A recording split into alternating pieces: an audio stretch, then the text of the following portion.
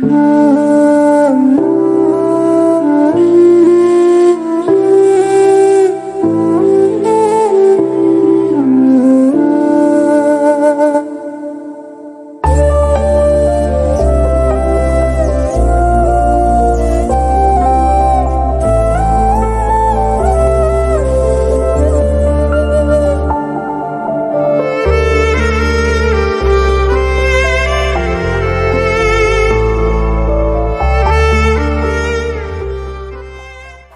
The lord. ಯೇಸು ಕ್ರಿಸ್ತನ ಮಹೋನ್ನತವಾದಂತ ಜೀವವುಳ್ಳ ನಾಮದಲ್ಲಿ ನಿಮ್ಮೆಲ್ಲರಿಗೂ ನಮ್ಮ ಜೀಸಸ್ ಲವ್ಸ್ ಪ್ರೇಯರ್ ಮಿನಿಸ್ಟ್ರೀಸ್ ಮೂಲಕ ವಂದನೆಗಳನ್ನ ಸಲ್ಲಿಸ್ತಾ ಇದ್ದೇನೆ.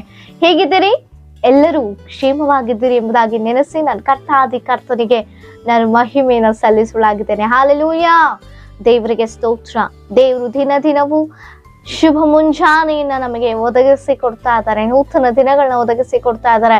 ಈ ಒಂದು ವರ್ಷದ ಕೊನೆಯ ತಿಂಗಳಿನಲ್ಲಿ ನಮ್ಮನ್ನ ಸಜೀವವಾಗಿರಿಸಿದ್ದಾರೆ. ಅದು ಕೇವಲ ಆತನ ಕೃಪೆಯಿಂದ ಮಾತ್ರವೇ ಸಾಧ್ಯವಾಯಿತು. ಆಮೇನ್.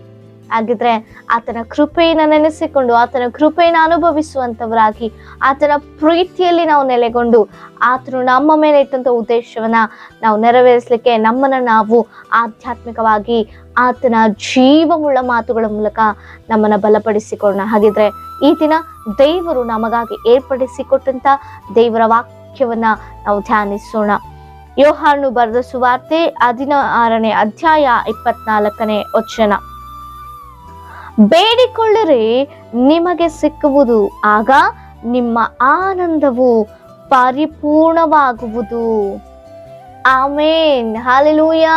ದೇವರಿಗೆ ಸ್ತೋತ್ರ. ಹೌದು ಪ್ರಿಯರೇ, ದೇವರು ಹೇಳ್ತಾರೆ, ಇದುವರೆಗೂ ಅನೇಕ ವಿಚಾರಗಳನ್ನ ನಾವು ಬೇಡಿಕೊಳ್ತಾ ಇರ್ಬೋದು, ಮೊರೆ ಇಡ್ತಾ ಇರ್ಬೋದು, ಕಣ್ಣೀರು ಸುರಿಸ್ತಾ ಇರ್ಬೋದು, ಅದಕ್ಕೆ ಪ್ರತಿಫಲ ಸಿಗದೆ ನಾವು ಎದುರು ನೋಡ್ತಾ ಇರ್ಬೋದು. ಆದ್ರೆ ದೇವರು ಇಲ್ಲೊಂದು ಮಾತು ಹೇಳ್ತಾ ಇದ್ದಾರೆ, ಇದುವರೆಗೂ ನೀವು ಬೇಡಿಕೊಂಡಿಲ್ಲ, ನನ್ನ ಹೆಸರಿನ ಮೇಲೆ ನೀವು ಬೇಡಿಕೊಂಡಿಲ್ಲ, ಆಗ ಮತ್ತೆ ನೀವು ಬೇಡಿಕೊಳ್ಳಿರಿ, ನಿಮಗೆ ಸಿಕ್ಕುವುದದು, ನಿಮ್ಮ ಆನಂದ ಪರಿಪೂರ್ಣ ಆಗುತ್ತೆ ಅಂತ. ಎಷ್ಟೋ ಜನರ ಕುಟುಂಬದಲ್ಲಿ ಆನಂದ ಇಲ್ಲದೆ, ಸಂತೋಷ ಇಲ್ಲದೆ, ಸಮಾಧಾನ ಇಲ್ಲದೆ, ನೆಮ್ಮದಿ ಇಲ್ಲದೆ, ಆರೋಗ್ಯ ಇಲ್ಲದೆ, ಒಂದು ಉತ್ಸಾಹ ಇಲ್ಲದಂತೆ, ಒಂದು ಧೈರ್ಯದ ಜೀವಿತ ಇಲ್ಲದಂತೆ, ಭಯ ಭೀತಿಯಲ್ಲಿ, ಕಳವಳದಲ್ಲಿ, ಗೊಂದಲಗಳಲ್ಲಿ, ಹೋರಾಟಗಳಲ್ಲಿ, ಕಣ್ಣೀರಿನಲ್ಲಿ, ವೇದನೆಯಲ್ಲಿ ದುಃಖ ಪಡ್ತಾನೆ ಇದ್ದಾರೆ. ವರ್ಷಗಳು ಕಳೀತಾ ಇದೆ, ತಿಂಗಳುಗಳು ಕಳೀತಾ ಇದೆ, ದಿವಸಗಳು ಕಳೀತಾ ಇದ್ರು ಕೂಡ ಅವರ ಜೀವಿತ ಮಾತ್ರ ಇದ್ದ ಸ್ಥಿತಿಯಲ್ಲಿ ಕಣ್ಣೀರಿನ ಕಡಲಲ್ಲಿ ಅವರ ಜೀವಿತ ಹೋಗ್ತಾ ಇದೆ, ಸಾಗ್ತಾ ಇದೆ. ಆ ರೀತಿ ಆಗಿದೆಯಾ ನಿಮ್ಮ ಜೀವನವೂ ಕೂಡ? ನಿಮ್ಮ ಒಂದು ಬದುಕು ಆ ರೀತಿ ಇದೆಯಾ? ಆದ್ರೆ ದೇವರು ಹೇಳ್ತಾ ಇದ್ದಾರೆ, ಅನೇಕ ವಿಚಾರಗಳನ್ನ ದೇವರ ಮುಂದೆ ಇಟ್ಟಿರಬಹುದೇನೋ, ಆದರೆ ದೇವರು ನೋಡ್ತಾ ಇರುವಂತ ಆತನ ಚಿತ್ತಕ್ಕೆ ಅನುಗುಣವಾಗಿ, ಆತನಲ್ಲಿ ಭಯಭಕ್ತಿ ಉಳ್ಳವರಾಗಿ, ಆತನ ಕ್ರಿಯೆಗಳನ್ನ, ಆತನ ಕಾರ್ಯಗಳನ್ನ ಕ್ರಿಯೆಗಳ ಮೂಲಕ ನಾವು ತೋರಿಸುವಂತವರಾಗಿ, ಆತನ ಮಕ್ಕಳಾಗಿಯೇ ನಾವು ಜೀವಿಸುವಾಗ ಖಂಡಿತವಾಗಿಯೂ ದೇವರು ನಮ್ಮನ್ನ ಉನ್ನತವಾಗಿ ನಡೆಸುವಂತ ದೇವರಾಗಿದ್ದಾರೆ. ಯಾಕೆ ಗೊತ್ತಾ? ದೇವರು ದಿವಸಗಳನ್ನ ನಮಗೆ ಕೊಡ್ತಾರೆ. ಎಷ್ಟೋ ಜನರು ನಮ್ಮಂತವ್ರು, ನಮ್ಮ ಒಂದು ಸ್ಥಿತಿಯಲ್ಲಿ ಇದ್ದಂಥವ್ರು, ನಮ್ಮ ಏಜಿನವರು ಮರಣಿಸಿಲ್ವಾ ಪ್ರಿಯರೇ? ಎಷ್ಟೋ ಉನ್ನತವಾಗಿರುವಂಥವ್ರು, ಪ್ರಖ್ಯಾತಿ ಪಡೆದಂಥವ್ರು, ಶ್ರೀಮಂತರು, ನಮಗಿಂತ ಬಲಿಷ್ಠರು, ಜ್ಞಾನವಂತರು ಮರಣಿಸಿಲ್ವಾ? ಅವರಿಗಿಂತ ನಾವು ಕಡಿಮೆ ಆದ್ರೂ ನಾವು ಬದುಕ್ತಾ ಇದ್ದೇವೆ. ಕಾರಣ ದೇವರ ಒಂದು ಉದ್ದೇಶ ಉಂಟು. ನಾವಿನ್ನೂ ಪರಿಪೂರ್ಣವಾಗ್ಲಿಕ್ಕೆ ದೇವರು ನಮ್ಮನ್ನ ಬಹಳವಾಗಿ ಪ್ರೀತಿಸ್ತಾ ಇದ್ದಾರೆ. ಯಾಕೆ ಗೊತ್ತಾ? ನಾವು ಎಂದಿಗೂ ದೇವರಿಗೆ ದೂರವಾಗಿರಬಾರ್ದು, ದೇವರೊಟ್ಟಿಗೆನೆ ಜೀವಿಸ್ಬೇಕೆಂಬುದಾಗಿ. ಈಗಲಾದ್ರೂ ನನ್ನ ಮಗಳು ಬದಲಾಗ್ತಾಳೆ, ಈಗಲಾದ್ರೂ ನನ್ನ ಮಗನು ಬದಲಾಗ್ತಾನೆ, ಇನ್ನೊಂದು ಅವಕಾಶ ಕೊಡ್ತಾನೆ, ಇನ್ನೊಂದು ದಿವಸ ಕೊಡ್ತಾನೆ, ಆತನ ಅರ್ಥಕೊಳ್ತಾನೆ ಎಂಬುದಾಗಿ ನಂಬಿಕೆಯಿಂದ ದೇವರು ದಿವಸಗಳನ್ನ ಕೊಡ್ತಾ ಇದ್ದಾರೆ, ವರ್ಷಗಳನ್ನ ನಮಗೆ ಕೊಡ್ತಾ ಇದ್ದಾರೆ. ಆದ್ರೆ ನಾವೇನ್ ಮಾಡ್ತಾ ಇದ್ದೀವಿ? ಇದ್ದ ಸ್ಥಿತಿಯಲ್ಲಿ ದೇವರಿಗೆ ಏನು ಇಷ್ಟ ಎಂಬುದಾಗಿ ಗೊತ್ತಿಲ್ಲದೆ, ದೇವರ ಒಂದು ಆಲೋಚನೆ ಅರಿತುಕೊಳ್ಳದಂತೆ, ದೇವರ ಚಿತ್ತ ಎಂಬುದಾಗಿ ತಿಳಿಯದಂತೆ ನಾವು ಬದುಕ್ತಾ ಇದ್ದೀವಿ. ಅದಕ್ಕಾಗಿ ನಮ್ಮ ಕುಟುಂಬದಲ್ಲಿ ಇಂಥ ಭಯಂಕರವಾದ ಪರಿಸ್ಥಿತಿಗಳು, ಆ ಬದುಕು ಜೀವಿಸಕ್ಕೆ ಸೈತಾನನು ಅನೇಕ ಹೋರಾಟಗಳನ್ನ ತಂದು ಹಾಕ್ತಾ ಇದ್ದಾರೆ ಪ್ರಿಯರೇ. ಆ ಹೋರಾಟಗಳ ಮಧ್ಯದಲ್ಲಿ ಕೂಡ ನಾವು ಬೇಡಿಕೊಳ್ಳುವಂತವರಾಗಿದ್ರೆ ದೇವರು ಖಂಡಿತವಾಗಿ ನಮ್ಮ ಆನಂದವನ್ನ ಪರಿಪೂರ್ಣವಾಗಿ ಮಾಡುವಂತ ದೇವರಾಗಿದ್ದಾರೆ. ಹಲ್ಲೆಲೂಯಾ.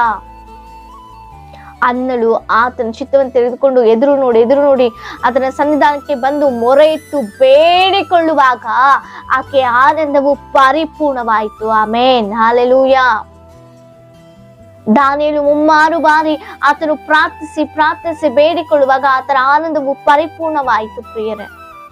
ಪೌಲ ಸೀಲರು ಆ ಭಯಂಕರವಾದ ಸೆರೆಮನೆ ಇದ್ದಾಗಿಯೂ ಕೂಡ ಸ್ತುತಿ ಪದಗಳನ್ನ ಜಪ ಪದಗಳನ್ನ ಹಾಡುತ್ತಾ ದೇವರನ್ನ ಪ್ರಾರ್ಥಿಸುತ್ತಾ ಇರುವಾಗ ಆತನ ರಾಜ್ಯವನ್ನ ಕಟ್ಟಲಿಕ್ಕೆ ಇನ್ನೂ ನಾವು ಬಲಗೊಳ್ಳಬೇಕು, ಅವಕಾಶ ಸಿಗಬೇಕೆಂಬುದಾಗಿ ಅಂತ ಭಯಂಕರವಾದ ಇಕ್ಕಟ್ಟಿನ ಸೆರೆಮನೆಗಳಲ್ಲಿ ಅವರಿದ್ರೂ ಕೂಡ ಅವರು ಬೇಡಿಕೊಂಡು ಅವರು ಪ್ರಾರ್ಥಿಸುವಾಗ ಅವರ ಆನಂದವು ಪರಿಪೂರ್ಣವಾಗಿ ದೇವರ ಚಿತ್ತ ನೆರವೇರಿಸಲಿಕ್ಕೆ ಸಾಧ್ಯವಾಯಿತು. ನಾನೇನ್ ಬೇಡ್ಕೊಳ್ತಾ ಇದ್ದೇವೆ, ನೀವೇನ್ ಬೇಡ್ಕೊಳ್ತಾ ಇದ್ರಿ ದೇವರ ಸಮ್ಮುಖದಲ್ಲಿ? ಯಾಕೆ ನಿಮ್ಮ ಜೀವಿತ ಇದ್ದಂತ ಸ್ಥಿತಿಯಲ್ಲಿಯೇ ಇದೆ, ಪರಿಸ್ಥಿತಿಗಳು ಬದಲಾಗ್ತಿಲ್ಲ, ಸಾಲದ ಬಾಧೆ ವರ್ಷಾನುಗಟ್ಲೆಯಿಂದ ಹಾಗೇ ಬರ್ತಾ ಇದೆ, ಮುಂದ್ಕೊಂಡ್ ಬರ್ತಾ ಇದೆ, ಅದು ತೀರಿಸ್ಲಿಕ್ಕಾಗದಂತೆ ಎಷ್ಟೋ ವೇದನೆ ಪಡ್ತಾ ಇರುವಂತಾರೆ ಎಷ್ಟೋ ಜನ. ಅನಾರೋಗ್ಯ ಬಂಧಕಗಳು ಒಬ್ಬರಿಗಾದ್ಮೇಲೆ ಒಬ್ಬರು ಅನಾರೋಗ್ಯ ಬಂದು ದುಡಿದಿದ್ದೆಲ್ಲ ಹಾಗೇ ಹಣ ಖರ್ಚಾಗಿ ಹೋಗ್ತಾ ಇದೆ. ಏನಪ್ಪಾ ಈ ಪರಿಸ್ಥಿತಿ ಎಂಬುದಾಗಿ ನೀವು ನೆನೆಸ್ತಾ ಇರ್ಬೋದು.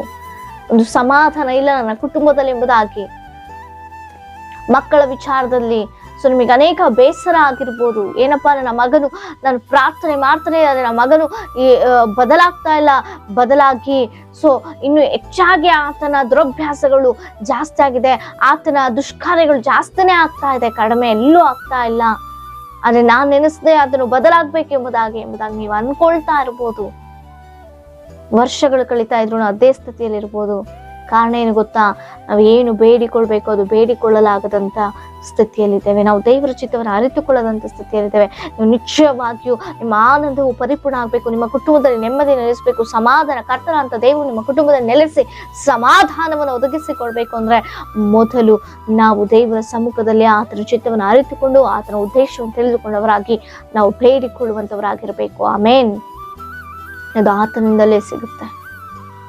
ಬೇಡಿಕೊಳ್ಳ್ರಿ, ಸಿಕ್ಕೇ ಸಿಗುತ್ತೆ. ನಿಮ್ಮ ಆನಂದವು ಪರಿಪೂರ್ಣವಾಗಿದೆ. ಇದು ನಾವು ಹೇಳ್ತಾ ಇಲ್ಲ, ಕರ್ತನೆ ಹೇಳುವಂತ ಮಾತಾಗಿದೆ. ಆಮೇನ್.